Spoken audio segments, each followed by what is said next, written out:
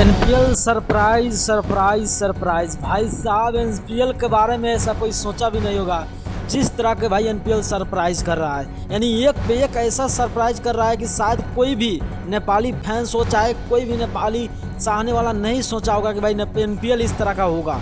अब सोचो कि एनपीएल में आकाश चोपड़ा जैसे बड़े कमेंटेटर का आना, अब यही बड़ा बात हो गया। यानी कि बड़े कमेंटेटर आकाश चोपड़ा जी इंडिया के सोच रहे थे कि भाई हमको नेपाल से बहुत लगाव है, हमको नेपाल में जाना है, हमको नेपाल में ये करना है वो करना है। और आज देखो ऐसा नसीब हुआ कि भाई साहब एनपीएल सीजन 2 में कमेंट्री करने आ रहे हैं आकाश चोपड़ा। और इतना ही नहीं, जो सबसे बड़ी न्यूज़ चल रहा था कि भाई साहब जिमी निशन यानी कि जिमी निशन नहीं खेल रहे हैं, तो मैं आप सभी को बता दूं यानी कि जनकपुर बोल्ट को चाहने वालों के लिए लगा है बहुत बड़ा झटका।